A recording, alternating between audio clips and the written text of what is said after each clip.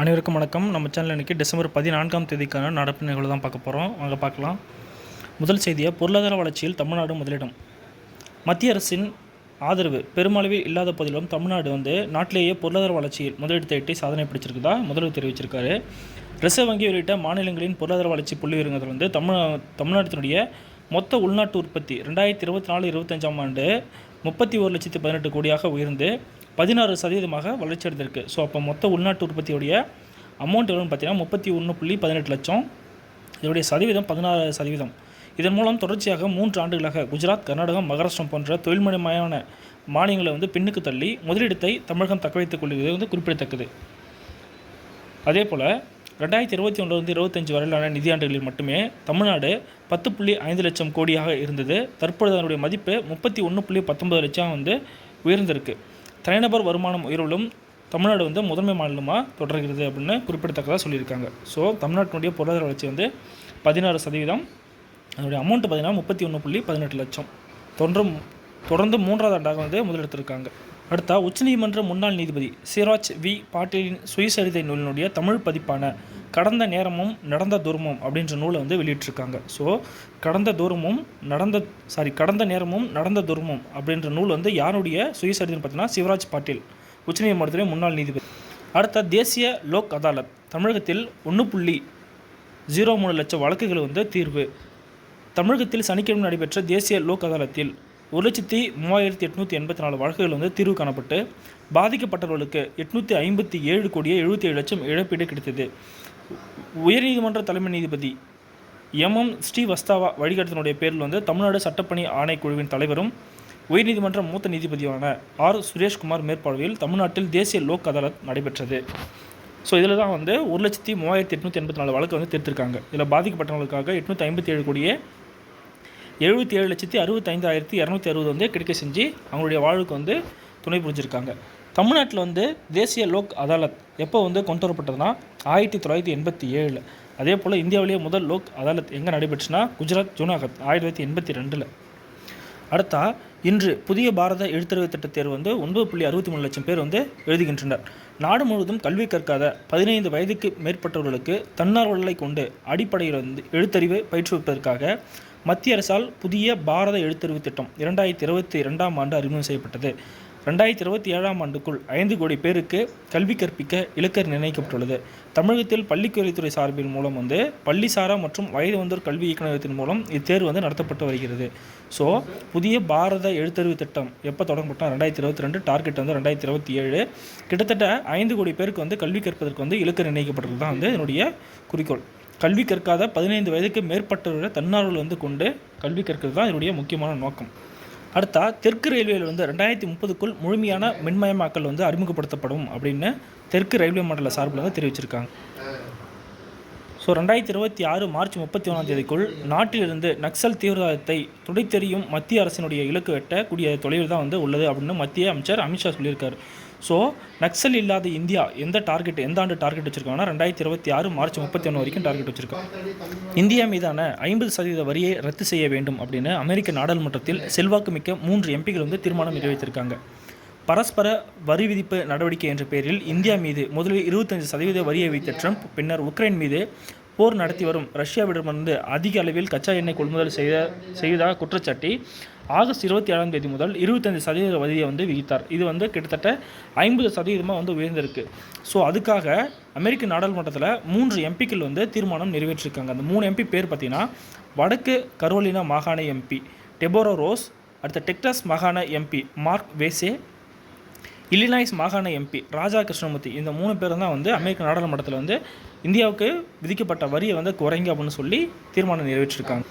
அதே போல் முப்படையுடைய தலைமை தளபதி யாருன்னு பார்த்தீங்கன்னா அனில் சௌஹான். முப்படையுடைய தலைமை தளபதி என்ற பதவி முதல் வகித்தவர் யாருன்னு பார்த்தீங்கன்னா பிபின் ராணவத். ஒருங்கிணைந்த நீதித்துறை கொள்கையை உச்சநீதிமன்ற தலைமை நீதிபதி வலியுறுத்தியுள்ளார். ஒருங்கிணைந்த நீதித்துறை கொள்கையை அமல்படுத்துவது அவசியம் என்று உச்சநீதிமன்ற தலைமை நீதிபதி சூரியகாந்த் வலியுறுத்தியிருக்காரு. இதில் குறிப்பாக என்ன சொல்கிறாங்கன்னா, நாட்டில் பல்வேறு நீதிமன்றம் இருக்குது, பல்வேறு நீதிமன்றம் தீர்ப்பை கொடுக்குது, அதனால் தீர்ப்பு வழங்கப்படுறது உறுதியாக இருக்குது. ஆனால் அந்த தீர்ப்பில் என்ன வழங்கப்படுது அப்படின்னு படிப்பறிவு இல்லாத மக்கள் புரிந்து கொள்ள வகையில் அந்த தீர்ப்பை அவங்களுக்கு ஏற்ற மொழியில் வழங்கணும், அதை கடைபிடிக்கணும்னு சொல்லியிருக்காங்க. என்ன சொல்லியிருக்காங்கன்னா, அவர்களுக்கு சாதகமாக உத்தரவு வந்த போதிலும் தீர்ப்பில் பயன்படுத்தப்படும் மொழி நடைமுறையில் பயன்படுத்தாத சொற்களோடு இருப்பதால் அல்லது எளிதில் புரிந்து கொள்ள முடியாத வகையில் இருப்பதால் தங்களுக்கு என்ன தீர்வு கொடுத்துள்ளது என்பது அவர்களுக்கு தெரியவில்லை. எனவே தீர்ப்புகளை எழுதுவதிலும் ஒரே சீரான முறையை பின்பற்றப்படுவது அதிகரிக்கப்பட வேண்டும். வழக்கின் முடிவுகளை தெளிவுபடுத்துவதிலும் ஒருங்கிணைந்த நீதித்துறை அணுகுமுறை தேவை அப்படின்னு உச்சநீதிமன்ற தலைமை நீதிபதி சூரியகாந்த் வந்து தெரிவிச்சிருக்காரு.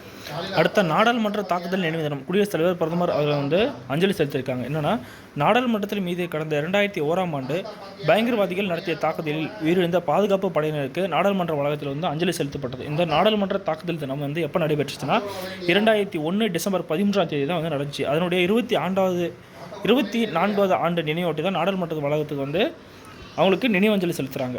அடுத்த டெல்லி செங்கோட்டையில் யுனெஸ்கோ கூட்டம் வந்து நிறைவு. டெல்லி செங்கோட்டையில் வந்து யுனெஸ்கோ கூட்டம் வந்து கடந்த 4 நாளாக வந்து நடைபெற்றுச்சு. இதன் மூலம் இப்பொழுது 157 நாடுகளில் மொத்தம் 849 பாரம்பரிய நடைமுறைகள் வந்து இருக்குது. யுனெஸ்கோவின் பாரம்பரிய பட்டியலில் வந்து இடம்பெற்றிருக்கதா சொல்லியிருக்காங்க. அப்போ மொத்தம் 157 நாடு, அதில் 849 பாரம்பரிய பட்டியல் வந்து இடம்பெற்றிருக்கு. அதே போல் இந்தியாவிலிருந்து கிட்டத்தட்ட தீபாவளி பண்டிகையை சேர்த்து 16வது பாரம்பரிய பட்டியல் வந்து இந்தியாவில் வந்து இருக்குன்னு சொல்லியிருக்காங்க. அடுத்த புதிய தலைமை தகவல் ஆணையராக ராஜ்குமார் கோயல் தேர்வு. புதிய தலைமை தகவல் ஆணையராக முன்னாள் IAS அதிகாரி ராஜ்குமார் கோயல் வந்து தேர்வு செய்யப்பட்டிருக்காரு. முன்னதாக பிரதமர் நரேந்திர மோடி, மத்திய உள்துறை அமைச்சர் அமித்ஷா, மக்களவை எதிர்க்கட்சித் தலைவர் ராகுல் காந்தி ஆகியோர் பங்கேற்ற ஆலோசனைக் கூட்டத்தில் தலைமை தகவல் ஆணையர் மற்றும் 8 தகவல் ஆணையர்களின் பெயர்களை வந்து பரிந்துரை செய்ததாக அதிகாரிகள் கூறியிருக்காங்க. ஸோ அந்த 8 பேர் ப்ளஸ் வந்து தலைமை தகவல் ஆணையர் வந்து தேர்ந்தெடுக்கப்பட்டிருக்காங்க. தலைமை தகவல் ஆணையருக்கு ஒரு தலைமை தகவல் ஆணையர் மற்றும் அதிகபட்சமாக 10 தலைமை ஆணையர்கள் வந்து இருக்கலாம். அதன் அடிப்படையில் 8 வேக்கண்ட் வந்து எம்டியாக இருந்துச்சு. ஸோ இப்போ அது வந்து ஃபில் பண்ணியிருக்காங்க, 2 பெண்கள் உட்பட. இதனால் வந்து 9 ஆண்டுகளுக்கு பின் முழு பலத்துடன் தலைமை தகவல் ஆணையம் வந்து செயல்பட உள்ளதாக சொல்லியிருக்காங்க. இதுக்கு முன்னாடி யார் இருந்தாங்க பார்த்தீங்கன்னா, ஹீராலால் சமாரியா வந்து தலைமை தகவல் ஆணையராக இருந்திருப்பார். ஸோ தற்பொழுது புதுசாக யார் நியமிக்கப்பட்டிருக்காங்கன்னா ராஜ்குமார் கோயல் தான் வந்து நியமிக்கப்பட்டிருக்காங்க. இவங்களுடைய பதவிக்காலம் வந்து பார்த்திங்கன்னா 3 ஆண்டுகள் அல்லது 65 வயது வரை. சரிங்களா, நோட் பண்ணிக்கோங்க. 3 ஆண்டுகள் அதில் 65 வயது வரை. இந்தியாவில் தலைமை தகவல் ஆணையம் எப்போ உருவாக்கப்பட்டதுன்னா 2005 தான் வந்து உருவாக்கப்பட்டிருக்கும். அதே போல் தமிழ்நாட்டில் வந்து பார்த்திங்கன்னா தலைமை தகவல் ஆணையராக யார் இருக்காங்க பார்த்தீங்கன்னா ஹீராலால் சமாரியா இருக்காங்க. தமிழ்நாட்டில் அதே போல் தான் 1+10. இதனுடைய பதவிக்காலமும் 3 ஆண்டுகள் அல்லது 65 வயது வரை. ஸோ தினமணியில் இருந்த முக்கியமான நியூஸோடு தான் அடுத்து இந்து தமிழ் போவோம்.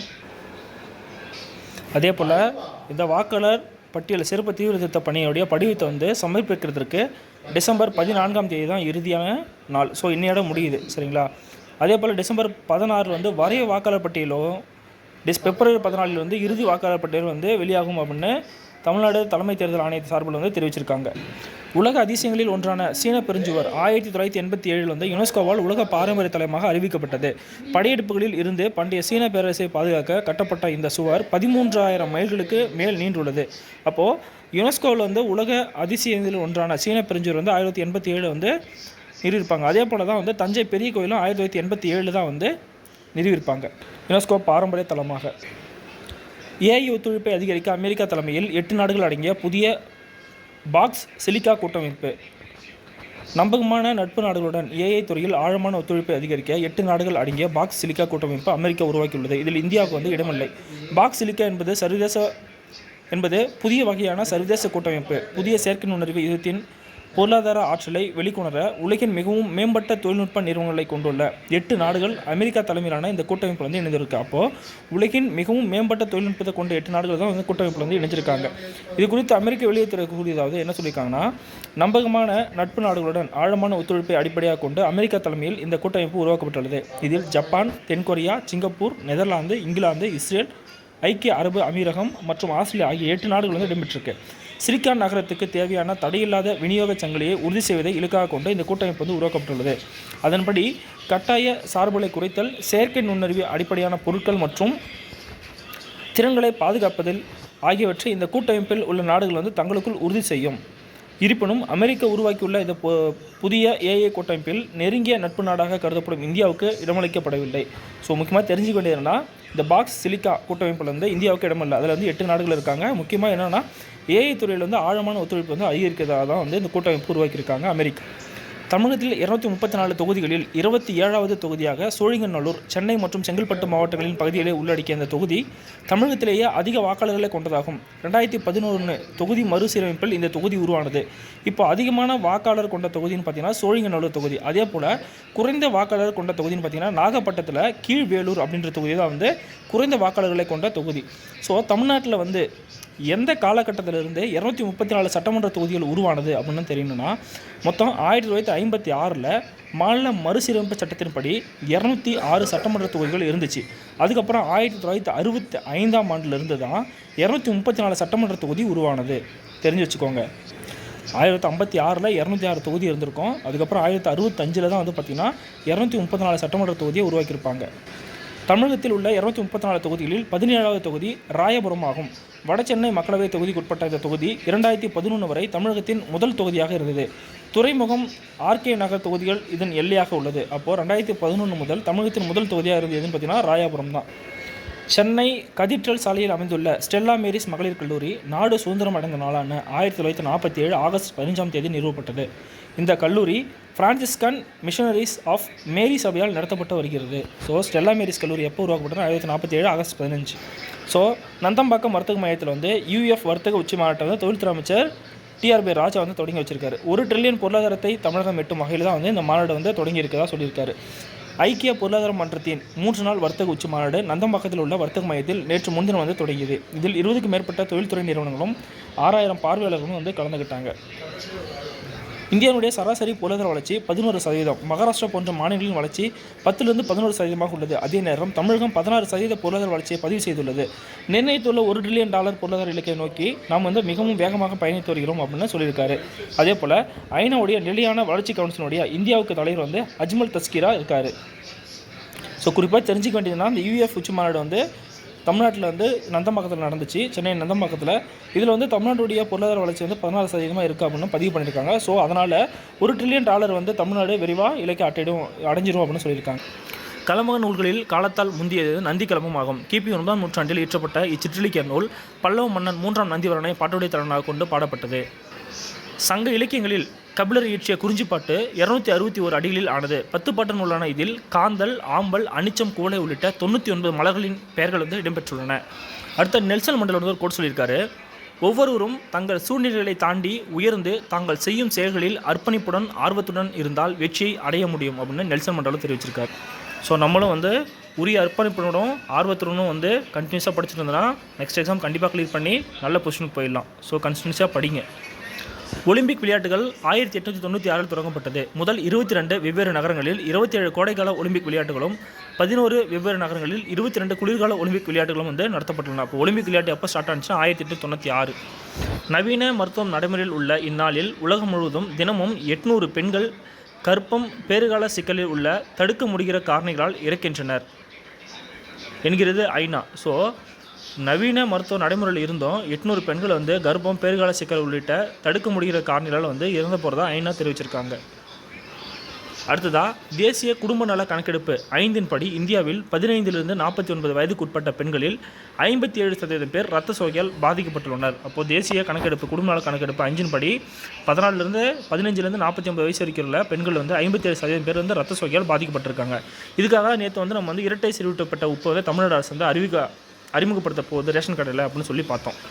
அடுத்த உயரும் பாலின விகிதம். உலக வங்கி ஐநா தரவுகளின்படி உலகளாவிய பாலின விகிதம் 1000 ஆண்களுக்கு 984 பெண்கள் என்பதாக இருக்கிறது. ஆனால் இந்தியாவில் 1000 ஆண்களுக்கு 1020 பெண்கள் இருப்பதாக தேசிய குடும்ப நல கணக்கெடுப்பு 2019 2021 தெரிவிக்கிறது. கேரளம் பாலின விகிதத்தில் வந்து முன்னிலை வைக்கிறது. ஹரியானா மிகவும் பின்தங்கி இருக்கிறது. உலக சராசரியை விட இந்தியாவில் பாலின விகிதம் அதிகமாக இருந்தாலும் பாலின பாகுபாடுகள் அதிகமாக உள்ளன. குறைந்து வரும் கருவுறுதல் விகிதம், மேம்பட்ட மகப்பேறு மருத்துவ வசதிகள், பெண் கல்வி உயர்வு, வேலை பங்களிப்பில் பெண்களின் எண்ணிக்கை அதிகரிப்பு போன்றவை பாலின விகிதத்திலிருந்து உயர்த்தியுள்ளன. அரசின் கொள்கை ரீதியான மாற்றங்களும் இதில் முக்கிய பங்கு உண்டு. ஸோ உலக அளவில் வந்து பாலின விகிதம் 1000 ஆண்களுக்கு 984 பெண்கள் தான். ஆனால் இந்தியாவில் பார்த்தீங்கன்னா 1000 ஆண்களுக்கு 1020 பெண்களாக வந்து இருக்காங்க. ஸோ இதில் ஃபஸ்ட் இடம் பார்த்தீங்கன்னா கேரளா, கடைசி இடம் பார்த்தீங்கன்னா தமிழ்நாடு, ஹரியானா. ஸோ இவ்வளோ தான் ஃப்ரெண்ட்ஸ். டிசம்பர் 14ஆம் தேதிக்கான தினமணி மற்றும் இந்து தமிழ் இருந்த முக்கியமான நடப்பு தொடர்ந்து சேனலை வந்து லைக் பண்ணுங்கள், சப்ஸ்கிரைப் பண்ணுங்கள், மற்ற உங்கள் ஃப்ரெண்ட்ஸுக்கு வந்து ஷேர் பண்ணுங்கள். Thank you to all.